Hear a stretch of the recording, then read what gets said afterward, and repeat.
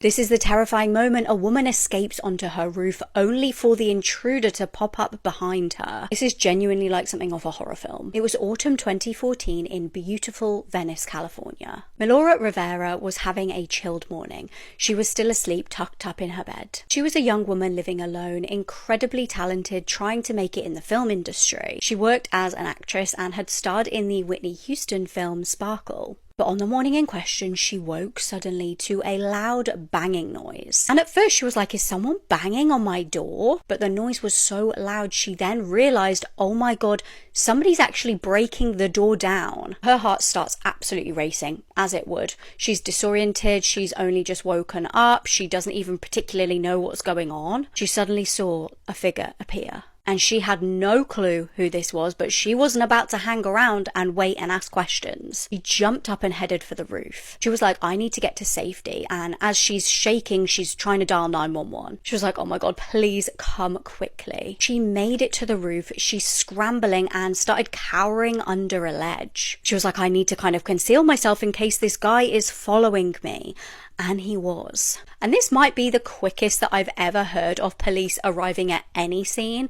They arrived there less than 2 minutes after she made the call. I'd imagine it still felt like forever for her. I mean, the seconds must have felt like hours. As soon as the police got there, as she's cowering in place, he pops up behind her. Honestly, this picture gave me nightmares. It's like something off a horror film. She knew that she couldn't just jump down. There was like a 20-foot drop. She couldn't just Spider-Man off the roof. Thankfully, though, police were able to help her get down and arrest the intruder. He was identified as 29-year-old Christian Hicks, and interestingly, he did have a criminal past. He'd previously been convicted of carrying an unregistered loaded hand G and also corporal injury to a spouse, cohabitant, or child's parent. He was charged with first-degree burglary, but I couldn't find anywhere whether he was actually imprisoned at all.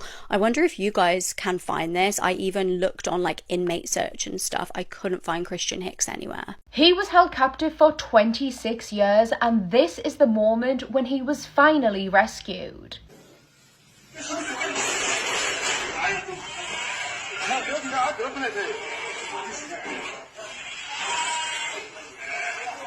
I'm True Crime Caitlin, and this is the disappearance of Omar bin Omran. In 1998, 17-year-old Omar left his home in northern Algeria to go to school, but he would never make it and he never returned home. His family were horrified by his disappearance, and over the next couple of years they did everything that they could to try and find him. They searched the country from top to bottom, they appealed to the public, they even went to the media to try and stir up some interest and to see if anyone had any tips. But no matter what they did, the family got no closer to finding Omar. They eventually started to think that it was possible that he was a victim of the ongoing Algerian civil war. During that time, upwards of 200,000 people were killed and 15,000 just disappeared, never to be seen again. They started to worry that Omar was one of those people. In May 2024, 26 years after the disappearance of Omar, Algerian police received a tip in the form of a social media post. The relative of a local shepherd hinted that he knew that Omar was alive and that he was being held at a specific address. And so, with nothing to lose, the police went searching. They would enter the home of a 61-year-old man who worked as a shepherd, and only his initials have been released, so we will refer to him as B.A. B.A.'s house was only 200 meters away from Omar's family home. Police scoured the house, searching high and low, top to bottom, not leaving a single stone unturned, looking for any sign of Omar, and that is when they discovered a trap door which had been concealed with hay. Inside of here, at the back of a sheep pen covered in hay,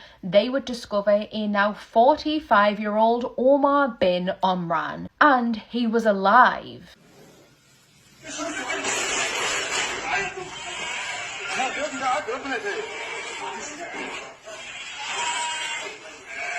upon the discovery of Omar, BA tried to flee the house. However, he was very quickly detained, restrained and arrested. Since his discovery, Omar has not revealed what happened to him throughout his 26 years in captivity. When talking to his family, who he was reunited with, he heartbreakingly told them that sometimes he could see them and he could hear them from where he was being held captive. And it was this way that he learned about the passing of his own mother. Many people might question why Omar didn't shout out or cry for help, and he answers this saying because of, quote, a spell that his captor cast on him. Despite not really knowing why the shepherd decided to kidnap Omar, many of the locals had their own theories. Some of them thought it had something to do with black magic, while others believed that the shepherd had groomed Omar and kidnapped him for sexual reasons. The 61-year-old was also accused of murdering Omar's pet dog. After his kidnapping, the beloved dog would linger around BA's house, and maybe he worried that the dog would signal the family where Omar was. She scammed all of New York into thinking that she was some rich German princess worth $60 million. Except how did she afford living at all these bougie hotels, eating at all these fancy restaurants when she wasn't rich and she wasn't even German? Her real name is Anna Sork, and she had no family fortune, no trust fund, and no billionaire father. She was born in Russia in 1991. Her dad was a truck driver, and her mom just owned a small convenience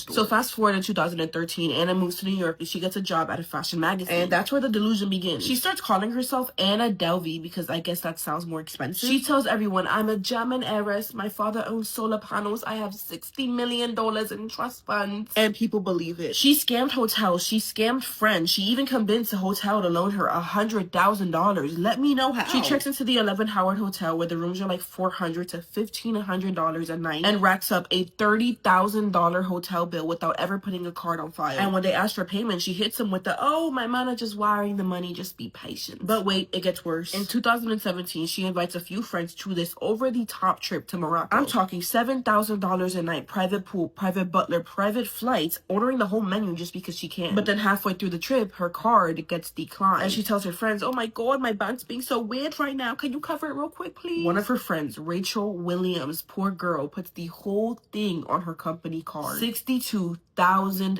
Not 62, not 620, 62,000. And Rachel has never gotten paid back. But here's where Anna really up because Rachel was not playing. She contacts the FBI. And now Anna's on the NYPD's radar. And one day she's dining at this really fancy restaurant in Lee Parker, Meriden. I don't know how to say that. The bill comes. The card declines. Ah, shocking. She tells the staff, oh, my aunt's from Germany's on the way to pay. Girl, be serious. But instead of her aunt showing up, the police roll in and arrest her. What's funny is the bill wasn't even $200. Anna was sentenced 4 to 12 years for scamming hotels, banks, private jets, basically anyone who crossed her path. Oh, and she was fined $24,000 and ordered to pay back $200,000. But here's the part that kills me the most. When the judge asked if she felt bad about it, this girl straight up said, the thing is, I'm not sorry. I'd be lying if I said I was sorry for anything. Well, at least she's honest, I guess. But I'm asking you, was she a criminal or was she just playing the same game that rich people play every single day? Let me know what you guys think in the comments and stay safe out there because apparently confidence is all you need to scam the hell out of people. He ran over this kindergarten class because they were in his way.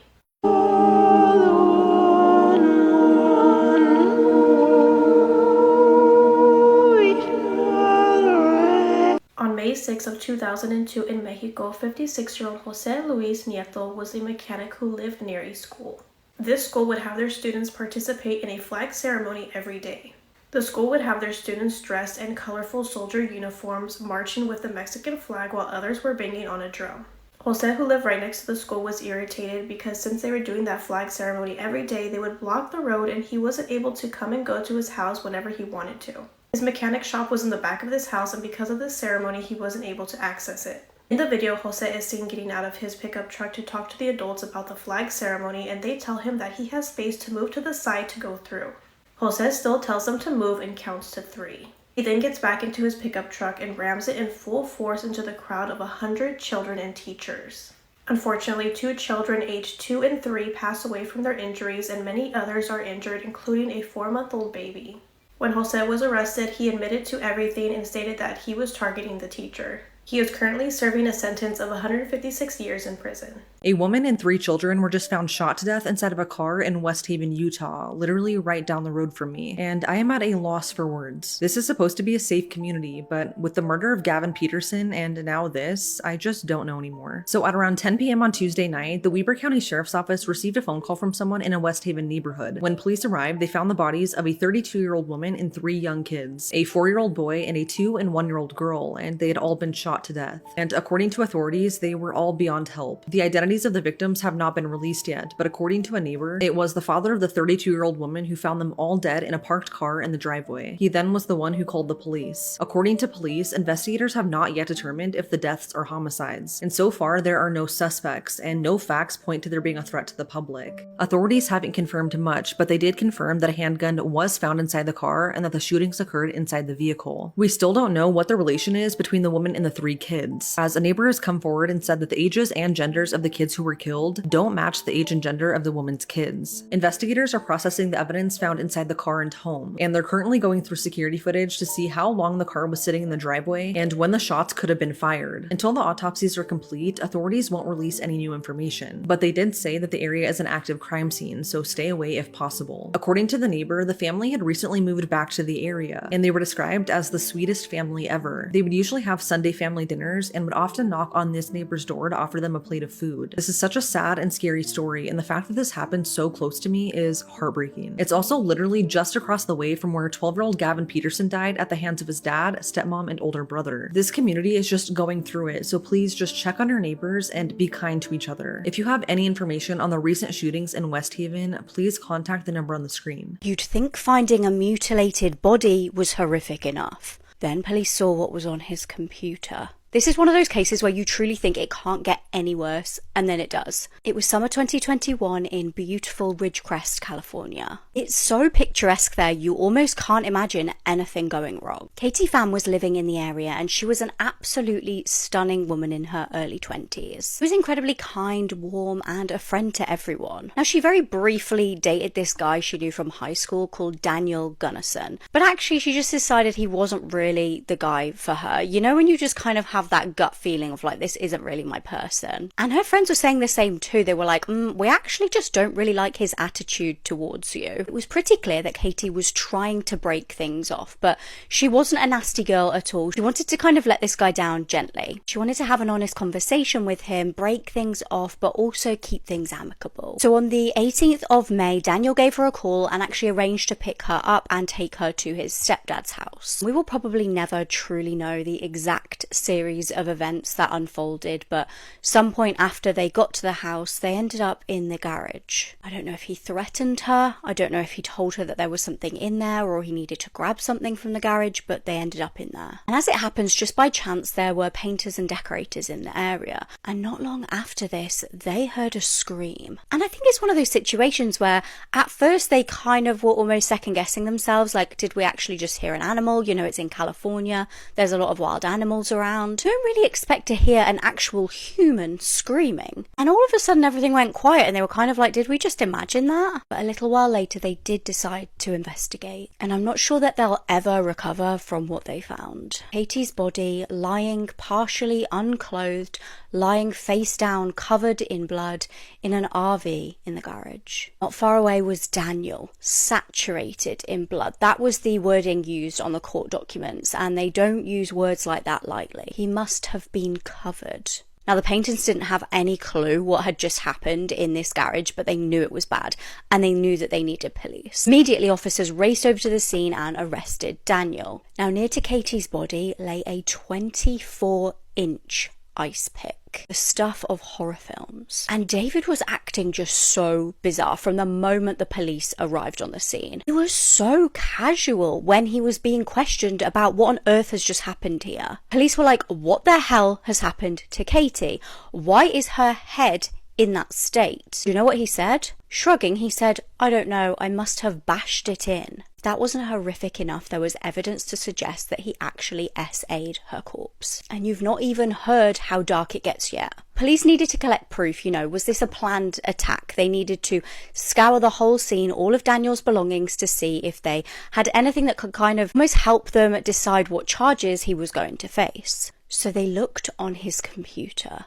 and he had over 600 images and videos of children being SA'd. But like I said, you think it's horrific and it keeps getting worse. I'm not sure how they found this out. I'm not sure whether victims came forward, and I'm also not sure whether Daniel's maybe face and body was in some of these videos, but he was charged with 4 counts of oral SA with a child under the age of 10 and 4 counts of lewd acts with a child under the age of 14. I told you it was horrendous. He was sentenced to 25 years to life in prison plus an additional 2 years and 4 months for Katie's murder. As for the child offences, he was thankfully given an additional 24 years. I truly can't believe that humans like this exist. The FBI says that this man is the most prolific serial killer in all of American history, and no one really ever talks about him. He went nearly undetected for over 40 years and took the lives of 93 women. He's also very well known for having drawn all 93 of his victims, which is creepy and haunting, but it ended up being very helpful. Samuel Little was born to a teenage S-worker. He claims to have been born in prison, but also that his biological mother abandoned him on the side of the road while he was a newborn. He was raised by his grandmother, and from an incredibly young age, like 5 years old, Samuel Little was showing concerning behavior. Between the ages of 5 and 8 years old, he developed an obsession with women's necks that would then intertwine with all of his fantasies, including choking and strangulation. As a young child, he began committing petty crimes, which landed him in a reform school for troubled boys, but this school did not help Samuel Little in any way. He says it was the kind of place where the older, stronger boys would assault and essay the younger, weaker ones, and it was at this place that Samuel Little became the victim and the abuser. After leaving the home for boys, he went on to commit more crimes, landing himself in juvie and then adult prison multiple times. Then as a young adult into his adulthood, Samuel Little became a drifter, nomad type, traveling across all of the United States, committing many different crimes, including murder. The first that we know of is in Miami, Florida, 1970. He says he went to Miami to develop a relationship with his biological mom, but this relationship soon became intimate. It was in Miami that one night out in a bar, Samuel Little met a woman, a 33-year-old woman named Mary. He was able to convince her to leave with him. He drove them to a secluded area where he put his hands around her neck and strangled her. Sadly, her body would not be found and then identified for nearly half a century. Samuel Little's victims were the most vulnerable of women. Typically, they were S-workers, single moms trying to make ends meet. They were addicts, homeless women, or mentally disabled women. His victims would all be strangled because of his obsession with women's necks. Sometimes he would also essay his victims, but most of the time, just the act itself was enough to get him off. Samuel Little was also arrested like 30 times during his killing spree for various different crimes, mostly shoplifting and other theft. He would spend 1 year in prison here, 2 years in prison here. He was never locked up for long because all of his arrests were in different states. In 1982, Samuel Little was seen leaving a bar with a mentally disabled woman named Patricia Ann Mount.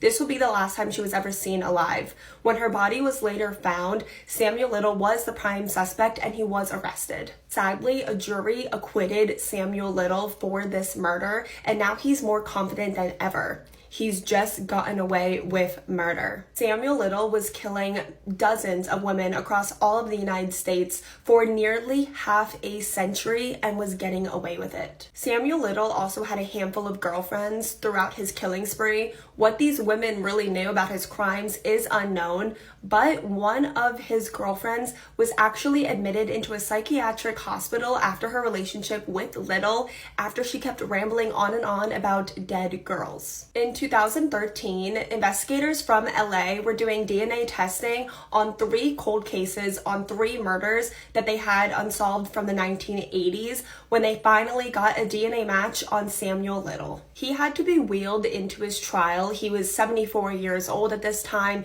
He was very nasty, very cocky, but he was maintaining his innocence. But he was found guilty of all 3 murder charges that he was being charged for this time and was sentenced to 3 life sentences. 5 years years later, in 2018, Samuel Little was being investigated, questioned multiple times by an investigator who thought that Samuel Little was responsible for a cold case that he had. One cold case. Imagine his shock when Samuel Little confesses to have killed 93 women. Allegedly, Samuel Little had a photographic memory and was able to draw all 93 of his victims with insane accuracy. With the drawings that he created behind prison and also his confession, they were able to line up his victims, his confessions, his drawings with a huge list that they had of cold cases, Jane Does, and missing persons across the entire country. More than 60 of his victims' drawings have been definitively matched as of today, leaving another 30 or so sadly left unclaimed and unknown.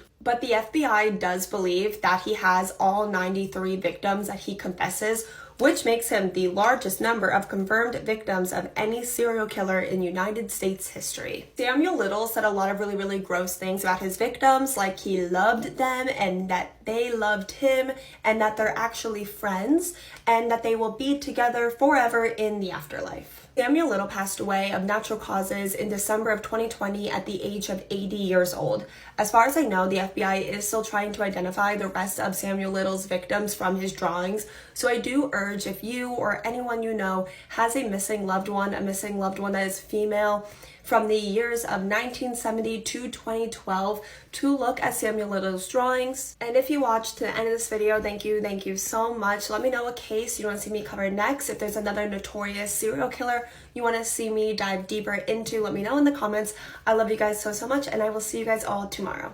How does a 3-year-old disappear from her bed while her parents are literally right across the street, literally feet away, and to this day, it doesn't make any sense? It's 2007. Madeline's on vacation with her family in Portugal, and they're staying in this really cozy little holiday apartment resort. The kids are sleeping inside, and the adults are at a bar having dinner right across the hotel. They claim they were checking on the kids every 30 minutes on rotation. At 10 p.m., it's Kate's turn. She walks back to the hotel. Everything looks fine until she steps inside. The door to the kids' room, it's weirdly cracked open, and as she walks closer, a breeze slams it shut. The window is wide open, the shutters are up, and Madeline is gone. No screams, no broken glass, no forced entry, just vanished. The only potential clue that they had was super sketchy. A family friend named Jane said that she had seen a man walking down the road earlier, carrying a child, and the way that he was holding them, she said it looked suspicious as like the kid was completely knocked out, but that's all they had to go on. The case explodes overnight. International alerts, helicopters, breaking news everywhere. Kate is on TV clutching Madeline's favorite stuffed animal, the cuddle cat, and that becomes the heartbreaking image everyone remembers. And at this point, the world's thinking she was abducted by some psycho. But then that theory completely flips. Out of nowhere, the Portugal police turned their attention on the parents themselves. Kate and Jerry become official suspects because cadaver dogs went crazy over the sense of blood all around them. Not just once, 13 times to be specific. Inside the hotel, in the trunk of their rental car, on Kate's clothes, even the cuddle cat. But here's the thing that makes no sense. There was never any actual physical evidence found. No blood, no body, nothing concrete, and there could be many reasons why those dogs reacted that way. But that alone split the world in two. Either these are devastated parents getting absolutely dragged by the media, or there's something super shady going on that no one has been able to prove. Eventually, the case just goes cold. Kate and Jerry are officially cleared, but the damage is done. Their public image was destroyed, and to this day, people still side-eye them. Fast forward to 2020, a new name explodes in the headline: Christian Bruckner, a convicted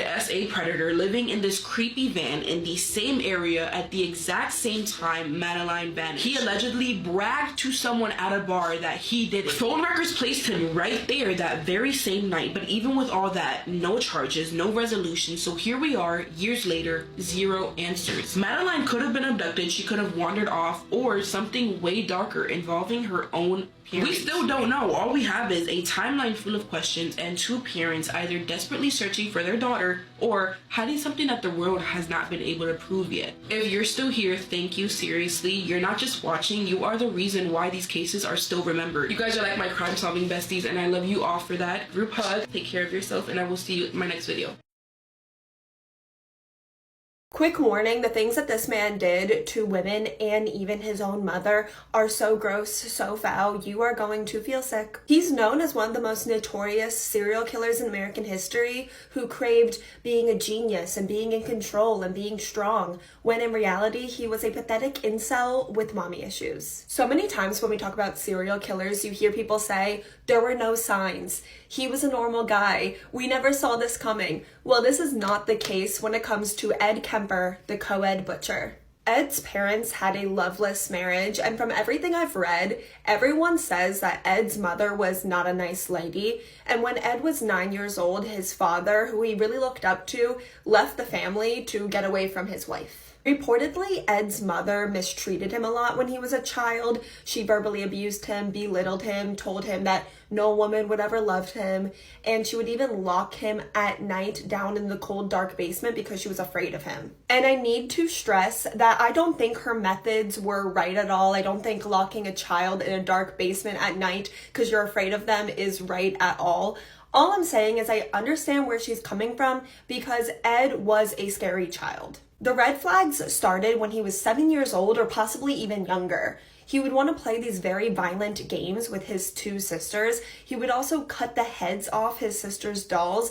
And then when he was a second grader, so like 7 years old, he began to stalk his second grade teacher. He was obsessed with her and would follow her home. At 10 years old, he took the family's cat and buried it alive in the backyard. And then when he was 13 years old, they got another cat to replace the one that he unalived, and then he unalived that cat as well. This time, even in a more violent way, he took one of those sharp weapons that you find in the kitchen to unalive this cat. So that's what I'm trying to say. I don't think what Ed's mom did was right at all. I'm just saying I understand why she's afraid of him. When Ed was like 14, 15 years old, he tried to escape his mother's mistreatment by running away to go find his father and live with his father. But when he found his father, his dad rejected him and sent him to go live with his paternal grandparents. Everything that Ed was trying to escape when he ran away from his mother, he found in his grandmother. She treated him like the exact same way that his mother treated him. It was only 10 months into Ed living with his grandparents. One afternoon, his grandfather was out running errands.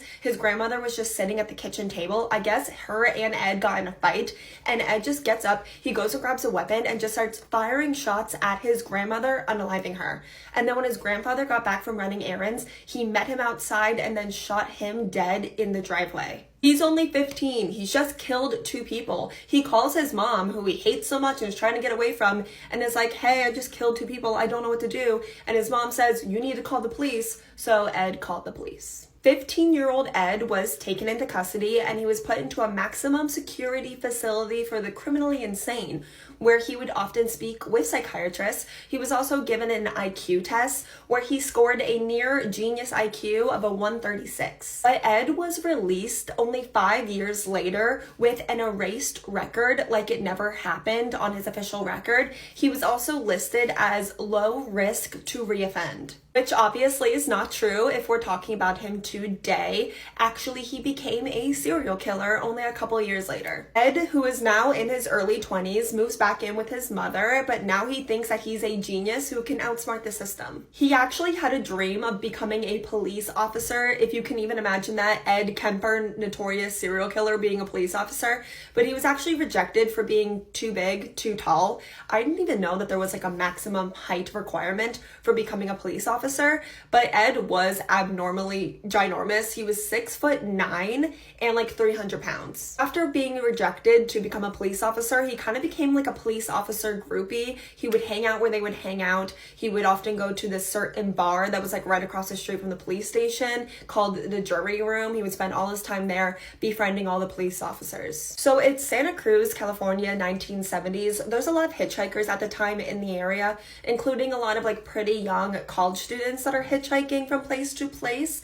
Ed did not have an easy time with the ladies, so he began picking up pretty young hitchhikers that he found attractive. It was on May 7th, 1972, Ed picked up 2 hitchhikers. They were both 18-year-old students from Fresno State University named Marianne and Anita. He picked them up. He then took them to a secluded area where he unalived them. He then brought their bodies back to his home where he SA'd their remains. This is a common occurrence, him essaying the unalived bodies of his victims. He then took off their heads and dismembered them. Partial remains of Marianne were found, but sadly to this day, the remains of Anita were never found. In September of that year, Ed picked up a hitchhiker. She was a 15-year-old girl, a high school student, a dance student named Aiko. She was hitchhiking because she needed to get to her dance class and she missed the bus.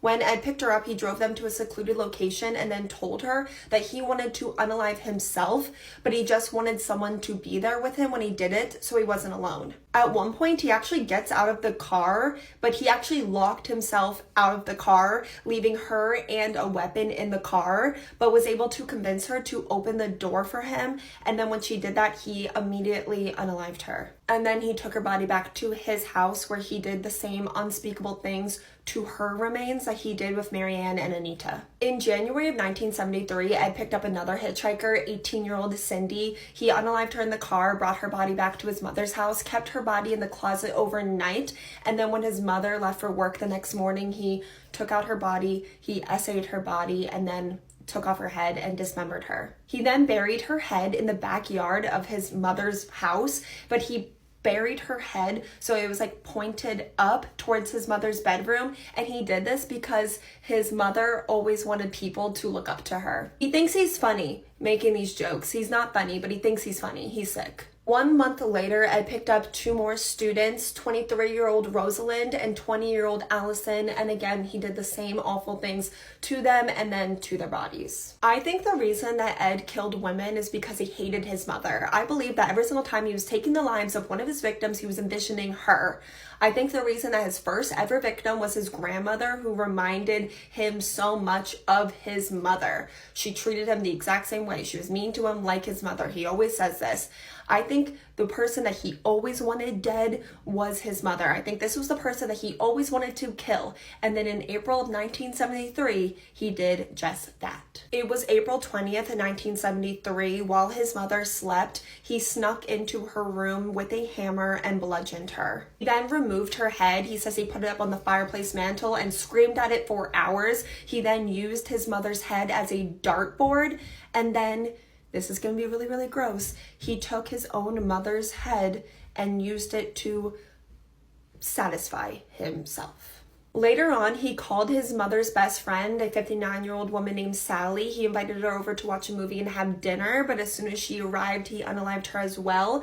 I don't think he's ever given an explanation to why he did that to her. Ed is only 24 years old. It's only been 4 years since he was released from that facility as a low risk to reoffend person. He's just killed 8 people after killing 2 people, his grandparents, when he was 15 years old. Clearly, the system is very failed. Ed then drives 18 hours throughout the night straight to Colorado from California. I think his plan was to escape and start, killing somewhere else, but he had a long time to drive, and I think he realized that it's over. The person that he always wanted to kill, his mother, is now dead. So when he gets to Colorado, he calls the Santa Cruz Police Department and tells them everything. He makes a full confession. But the thing is, they think it's a prank call. They think their buddy Ed is being funny because remember, Ed is close friends with all the police officers, and he has to literally convince them that he's the reason that all of these young girls are disappearing or winding up dead. Ed Kemper was found guilty. He tried to say that he was not guilty by reason of insanity, but he was found sane, and he was sentenced to 8 consecutive life sentences where he's still alive today, serving his time. He's about 75 years old, and he is still currently locked up in a psychiatric center. If you watched this video, thank you so much. I don't know how you got it through because it was very disturbing, very, very gross, like all my content, honestly. If you guys ever want to see anything else other than true crime, let me know. But of course, let me know in the comments what you think about this case, and if there's any other case you want to see me cover next, or another notorious serial killer you want to see me cover. Thank you guys so much. I love you, and I will see you tomorrow. She chopped off her 11-month-old's arms because apparently God told her to.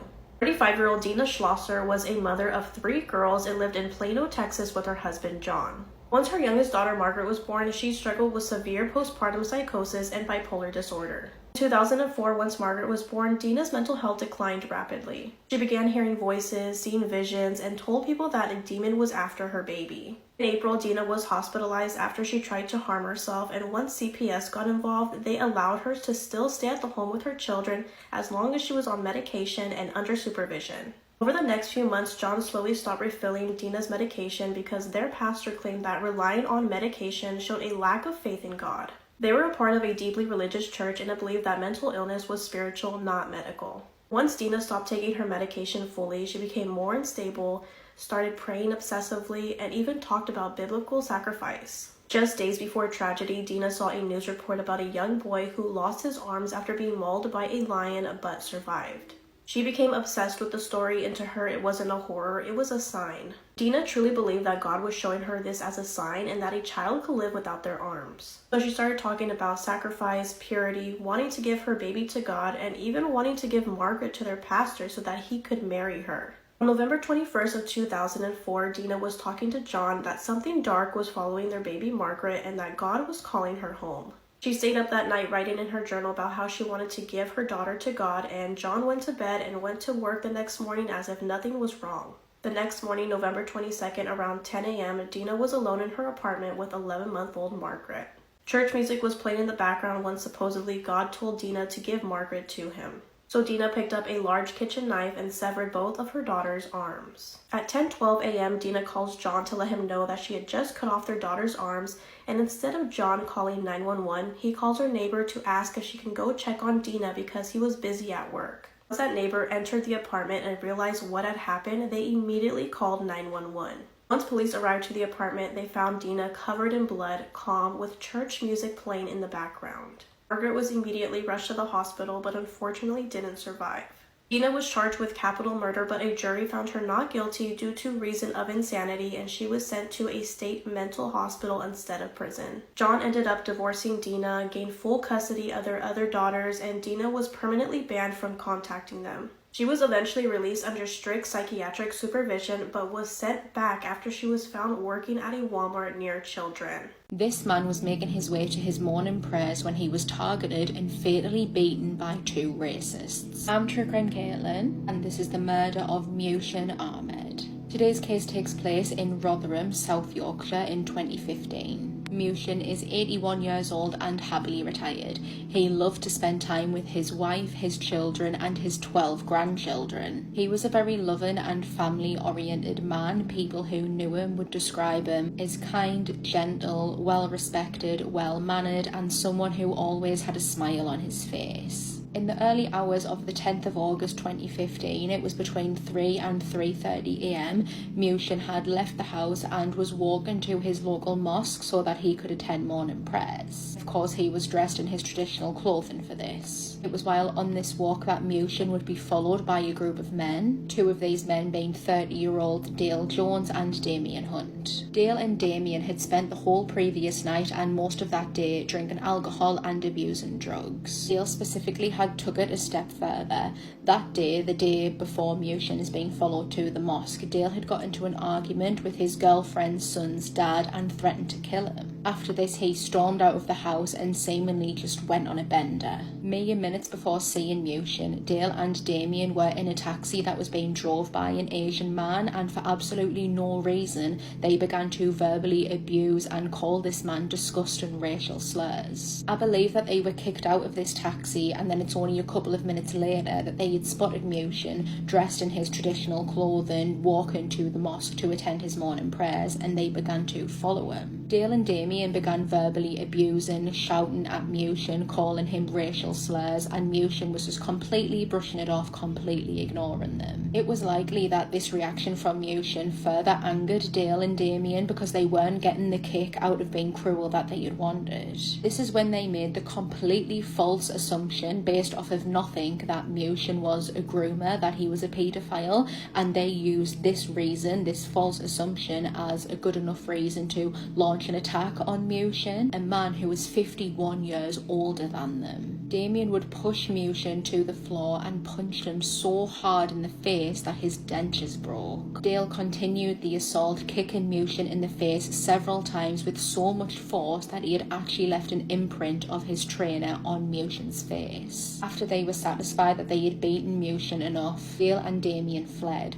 They washed off their bloody clothing and then went on about their day trying to establish alibis, Damien deciding to go fishing. At around 5:25 a.m, a person who was out walking found Mushin, who was lay in agony on some grass. And it was clear from just looking at him that he had been the victim of a ferocious attack. This person then managed to flag down a passing police car and Mushin was rushed to the hospital. Here it was found that Mushin had sustained fractured eye sockets, a broken nose, a broken jaw, and had brain damage. He would sadly pass away 11 days later, succumbing to his injuries. Police were able to track down and find their suspects due to key evidence. Mushin's broken dentures had been recovered and they had blood on them. From this blood they were able to extract a DNA profile, which led police to Damien Hunt. CCTV that they were able to recover from around the area of the attack and around the time of the attack helped police narrow down who else was in the area at that time, and this is how they linked Dale Jones. Some other men were arrested too, but they were later released without charge. Like I say, it was a group of men that had followed Mushin, but I guess it was found through evidence that it was only these two that participated in the assault which led to Mushin's death. During questioning, Damien tried to deflect any and all blame. When asked about his bloody knuckles, he said that he had sustained the bloody knuckles after he had punched a lamppost. However, with the evidence stacking up against him, Damien eventually cracked. He admitted that he did punch Mushin, but apparently it was accidental. He had only punched Mushin after he was trying to get Dale off of him. That was his story anyway. During questioning, Dale would only reply no comment to anything that he was asked. At Sheffield Crown Court in February 2016, Dale Jones was found guilty of murder and was handed a life sentence with a minimum of 32 years to serve. Damien Hunt was found guilty of manslaughter. He was cleared of murder and was handed a 14-year sentence. This barber was touching himself while cutting the hair of a little boy and the mom just let it happen. In October of 2025 in Texarkana, Arkansas, a woman named Crystal took her son to go get his hair cut. Before the initial haircut, Crystal was in contact with the barber, 32-year-old Jodacy Sam Juan Smith. In these leaked text messages, Jodacy is asking Crystal if it's okay if he pleasures himself while giving her son a haircut.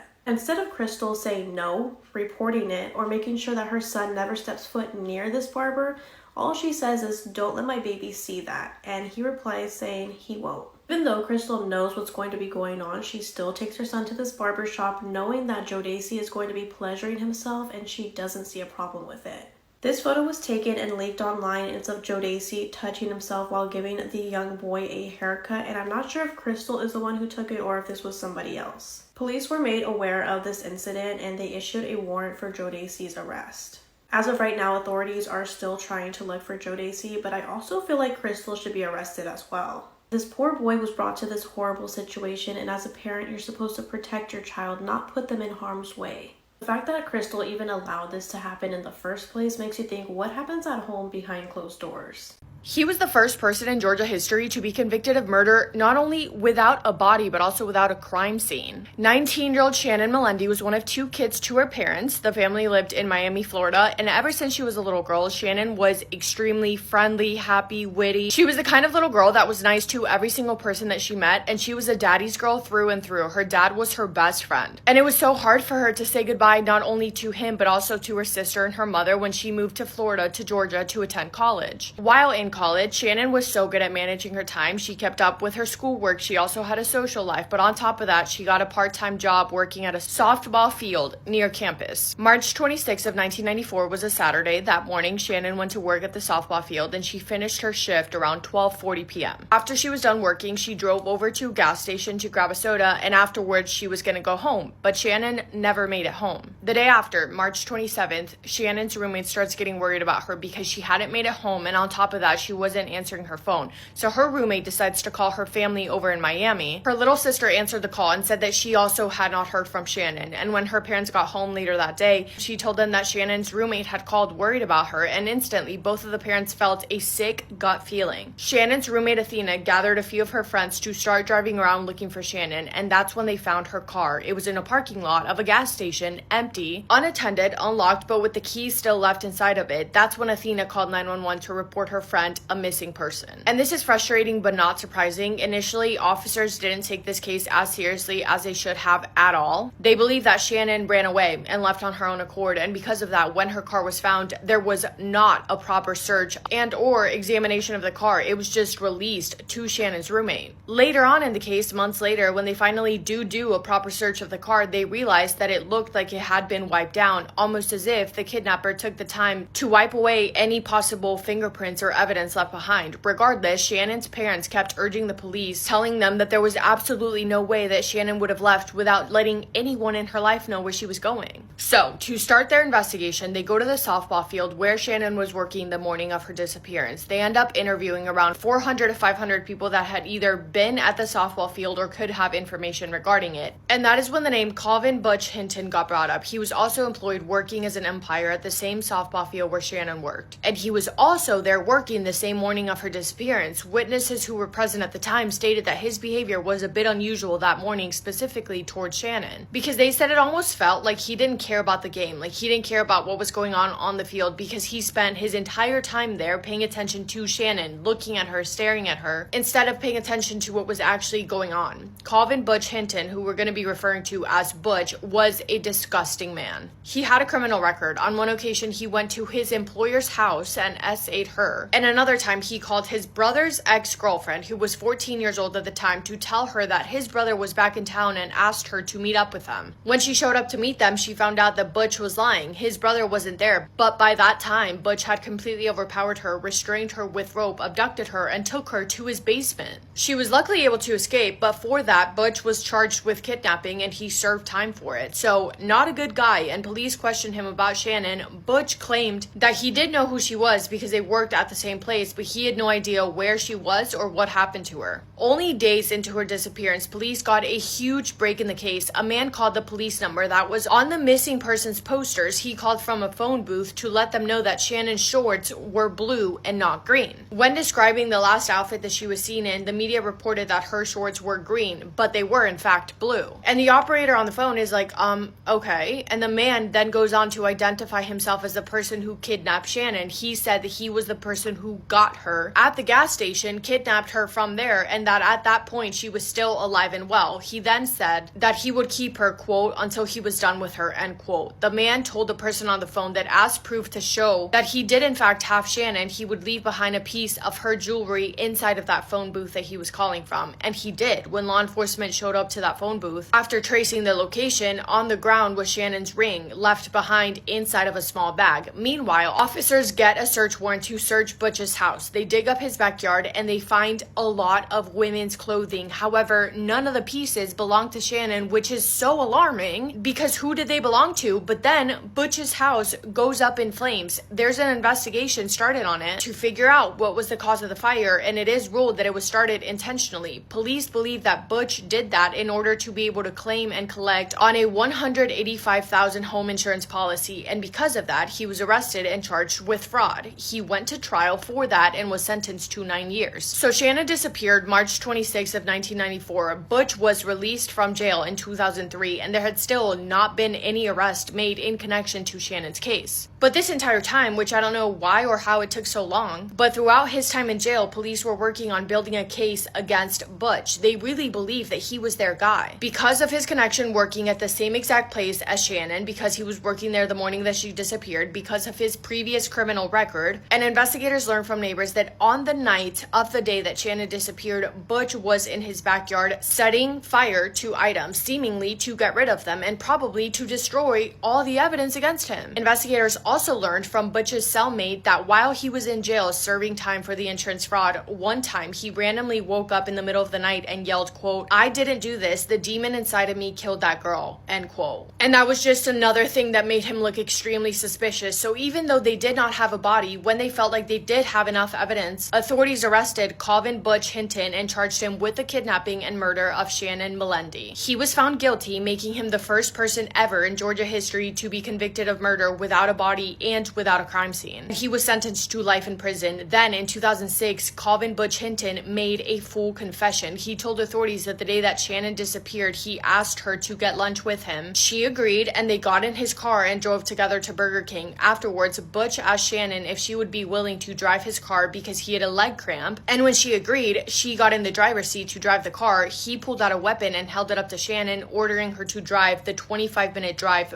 back to his house. Once they arrived back at his house, he SA'd Shannon and held her hostage for 12 hours until he killed her. Butch told officers that he burned Shannon's body with gasoline at his property and disposed of her ashes in a bag. He said, quote, "I hate what I've done. I know I will never ever be forgiven by most people, and I accept that, but I'm so sorry. I've hurt so many people with the lives that I've told," end quote. So like I mentioned, he was sentenced to life in prison. However, under Georgia law, he is eligible for parole every 7 years. He has been denied parole multiple times thus far, and his most recent meeting with the parole board was scheduled for February of 2025. I'm pretty sure that he's still in prison, but I literally could not find any update past January of 2025. But I'm assuming that if he had been released, that information would have been easy to find, but I didn't find it. So I think that he's still in prison. I hope so. I'd like to think that he was denied. Since Shannon's passing, her little sister Monique has spoken out regularly about how much she loved her and how much she misses her. And this is a quote from her, quote, "I idolized my big sister. She was my very own personal superhero. She was smart and witty and somehow always managed to get me out of trouble with our parents. If only she was somehow able to get herself out of trouble on March 26th of 1994, end quote. Shannon's mother heartbreakingly passed away in 2021, and I want to end this video with a post that Shannon's dad made about her that made me bawl my eyes out. It's so sad. Next to a family photograph, he wrote, "My wife of 50 years went to meet our daughter Shannon in heaven yesterday afternoon. She fought COVID pneumonia for 4 weeks and lost. I'm totally devastated. Thank you to all of my clients and friends who continue to support us with justice for Shannon. We now have 2 angels in heaven.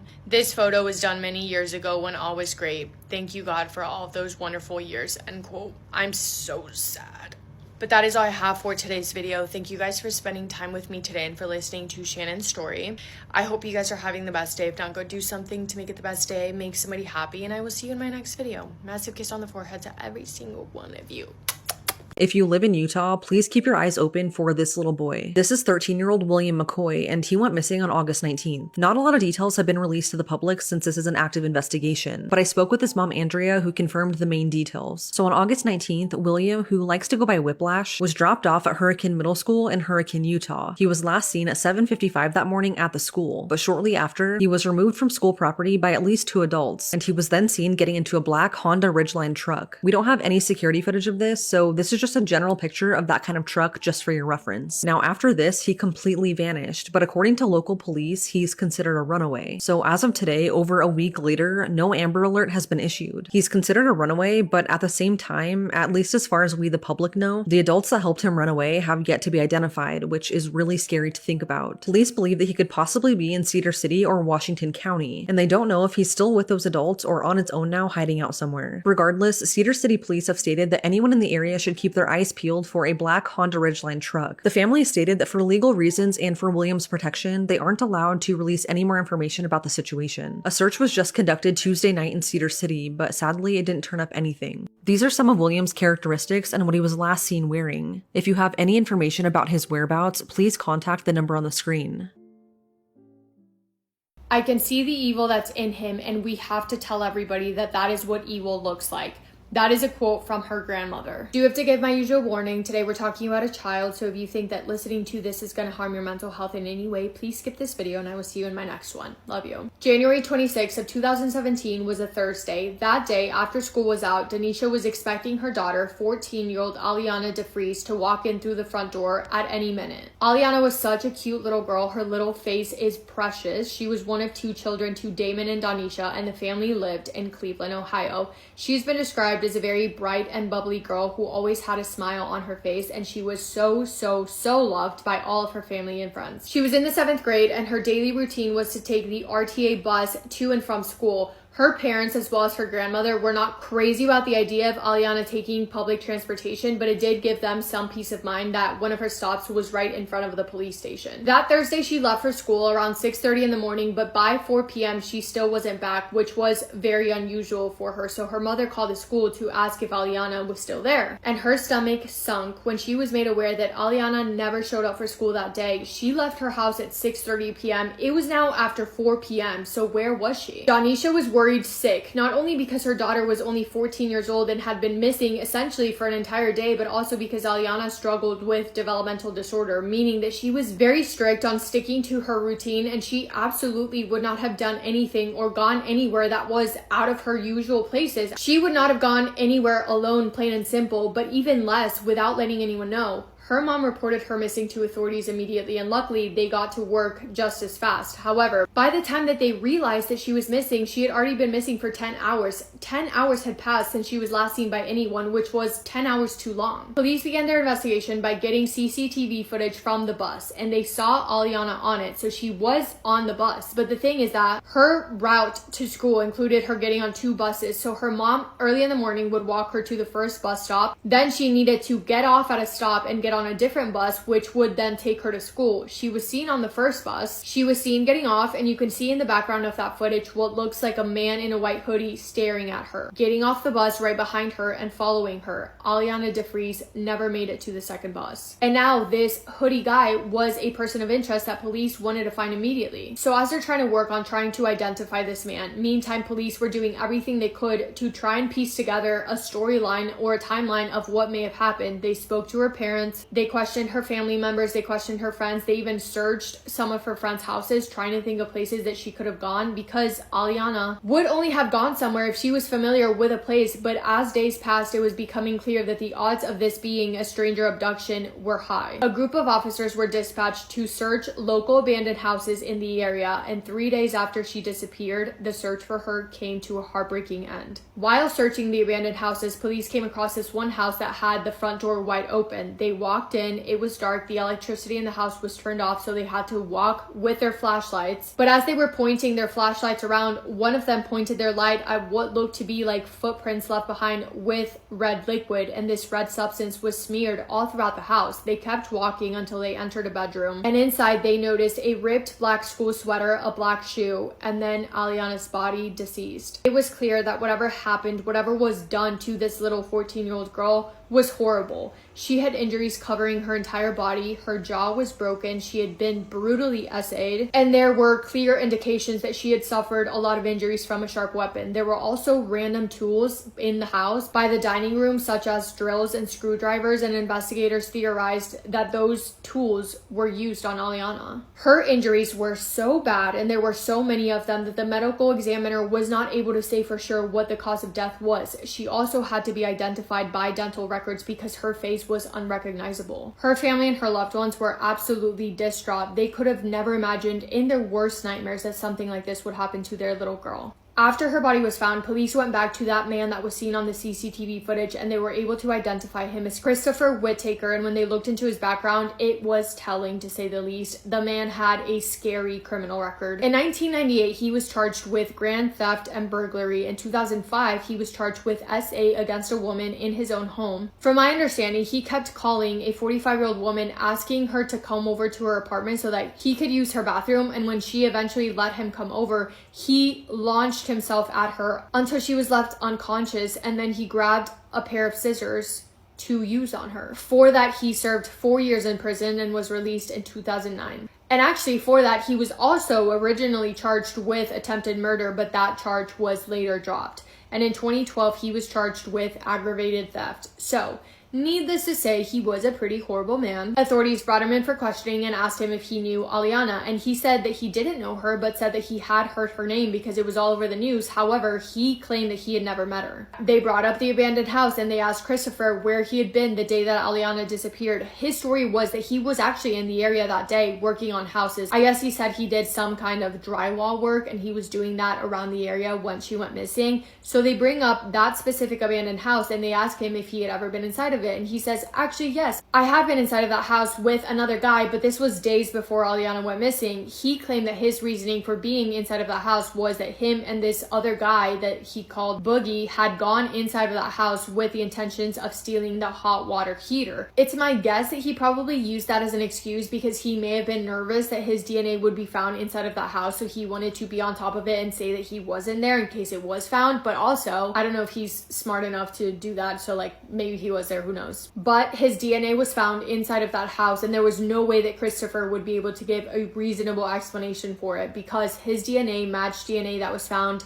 in and on Aliana's body. And when they confronted him with that information, he then changed his story and said, okay, yeah, I was with Aliana inside the house the day that she disappeared, but I didn't do anything to her. Actually, there were other men that were involved and they were doing things, but I wasn't. And then he changes his story again. And this makes me physically sick because this man had the audacity to say that he was intimate with Aliana, but that it was consensual. She was 14 years old. And then he confessed to being the one responsible for ending her life. He said that he was on substances, that he was super in and out and couldn't remember what happened next. He said he dozed off, had no idea what he was doing. And when he came back to it, it was too late and Aliana was gone. He said, quote, I was so out of my mind. It was like I was out of character, end quote. Sorry. Christopher was charged with aggravated murder, kidnapping, aggravated burglary, tampering with evidence, a human corpse in the death of Aliana. His trial began February 1st of 2018, and 12 days later he was found guilty and sentenced to death. He is scheduled to be executed in July of 2026. Aliana's mother told the court, quote, death is too good for him, and I won't believe he has had any remorse until he suffers like my daughter suffered, end quote. Aliana DeFries was such a beautiful, kind, smart girl who was so loved by so many people and will forever be remembered by all of those who loved her. And yet again, another devastating case of a horrific story that happened for no reason. But that is all I have for today's story. Thank you guys for hanging out with me today. Let me know what your thoughts are on this case. I hope you're having the best day. If not, go do something to make it the best day. Make somebody happy, and I will see you in my next video. Massive kiss on the forehead to every single one of you. This is the story of Laisha Landrum. 2002, Tampa, Florida. 14-year-old Rocky is starting his school year off at an alternative school. He was sent to live with his father because his mother could no longer keep an eye out on him due to her long hours at work. And Rocky is the type of kid that you got to keep your eye on. When he moved with his father, he almost immediately started dibbing and dabbing into different types of drugs. Only a few months after he moved, Rocky was arrested for drug possession, car theft, and burglary. Now, it's unclear how much time he did in juvenile for those crimes, but when he got out of juvenile and went back to live with his father, he didn't learn nothing. He still was fucking up. That's when his father made him go to the alternative school. But you know what? The alternative school seemed like a good idea. He seemed like he was finally getting his shit together. While getting settled into his new school, Rocky meets 14-year-old Emily Clemens. Now, the two hit it off rather quickly. It didn't take them long to fall into that puppy love. The school year had just started and Emily found herself pregnant. Now, this scared the young teens, so they decided to keep it to themselves until they figure out what they was going to do. Unfortunately, Emily's mother found out anyways, but Emily ended up having a miscarriage before any changes to her body transpired. That's when her mother said, now that that's over, you're taking your ass to live with your daddy. Now that Emily's away, Rocky is by himself, but that does not last long. Just shortly after her departure, Rocky meets 14-year-old Laisha Landrum. Now, he seemed to fall kind of head over heels for Laisha. With Emily, it seemed like she liked him more than he liked her. Only a few months into their relationship, Laisha ends up pregnant as well. Mind y'all, this is the same school year. This man done knocked up 2 young ladies in the same school year, at the beginning and at the end. But Laisha's mother was not having that. She was not having her being pregnant. Either you're going to get rid of it or you're going to get out. And Laisha decided to get out. She went over to Rocky's house to ask if he could stay with her. And Rocky's father was okay with it. Even Rocky's mother said that she would take care of the daycare costs when the child comes so the two can focus on school. Laisha had it made. Living with her boyfriend, ain't got to pay no bills. Everything seemed on the up and up until she got big and pregnant. And that's when Emily came back to town. She was gone for about a year and some change, and she enrolled back into her same school. Now, Laisha is big and pregnant and not in school at this time, but you know who is in school? Her boo. The two picked up where they left off, and Rocky thought that he could juggle both women since Laisha was not in school at the time. But you know how them school rumors go. Somebody's gonna say something. Laisha got wind that Rocky and Emily was back messing around. When she confronted Rocky, of course he denied it, but that wasn't enough. She did not believe him. So she called Emily's phone and left her a voicemail saying, "If you don't stay away from my man, I'ma kill you." After that, Rocky ended things with Emily and he really tried to stay away from her. But Emily was not having it. She was on his ass. Laisha gave birth in late May of 2004, but just 3 weeks later, she was at her wit's end with Emily because she kept contacting her man. Laisha and Rocky dropped off their newborn, and when they got back, she made Rocky call Emily and pretend like he wanted to hook up, which wasn't a hard thing to do because Emily had been waiting to get back to her boo. She had told her mother that she was going to the mall, but instead, she snuck right on over there to Rocky's apartment. She got there around 9:30, but when she knocked at the door expecting Rocky, it was Laisha. The two started fighting immediately, and Rocky just closed the door and let the two fight. Now, at some point in the fight, Laisha was asking Rocky to help her. Now, Emily got some charges on her too now. She wasn't no punk out here. But instead of breaking up the fight, Rocky jumps in and started beating Emily as well. So the two are jumping her at this point. But they're not just hitting her with hands and feet. They'd hit her with a boombox. They hit her with a skillet. And the final blow, she was hit with the fork part of a hammer. Seeing Emily's lifeless body laying on the ground, the two panicked. They decided to go get a neighbor to help them dispose of the body. When the neighbor came to the door, he said, "Oh, hell no. Nah, y'all better call the police." Laisha and Rocky wrapped Emily's body up in a blanket and took her to the dumpster in the apartment complex, along with everything they hit her with. 4 hours passed by. Around 1 a.m., somebody in the apartments heard thumping from inside of the dumpster and decided to call the police. When the officer got close up to the dumpster, he seen the leg. Emily was still alive, but she was not recognizable. She had all her identification on her and everything. They rushed her to the hospital, so it wasn't hard to get in contact with her mother. Her mother said the only way she identified her is because she knew the nail polish she had on. When Emily's mother found out where she was found, she knew exactly who apartments that was. When the police went over to question the two, Laisha told them that Emily came over to fight her and to kill her baby. When Emily came in, she was trying to fight Rocky, and that's when she hit her over the head with a pot. She said that Emily went down, but she got up and left. And as she was leaving, she heard a thud, but didn't think nothing of it. The two were arrested, and Emily died 12 hours after the attack. While in custody, Laisha asked another inmate who was about to be released, when she get released, can she go hide the murder weapon? She also said that hiding it will help Rocky. All along, Rocky is telling the detectives that Laisha was the one who did all the beating. The inmate testified against Laisha and said that she was crazy in love. She was trying to find any and everybody to send notes. I think they'd be sending notes like through the toilet or something. She was trying to get to Rocky any way she can. Rocky, what was you doing to him? It said that it was Laisha's final blow that killed Emily with the back of the hammer. Now, Rocky's trial went super fast. He was sentenced to life without the possibility of parole in November of 2004. Mind y'all, these are all minors. Everybody's 16. at this point. Laisha's trial started in January of 2006, and she was very apologetic. She even stood up and talked to Emily's family, saying how sorry she was. She still ended up getting life without the possibility of parole. But just last year, in August, she was resentenced. She was resentenced because she was a minor at the time of the crime. She was resentenced to 35 years. Now, my question to y'all, Yellow Tape, was life without the possibility of parole at 16 too harsh? It still ain't said nothing about Rocky. I don't think they cut his time. They said that he never really fully took accountability of the crime, so I don't know if that's why.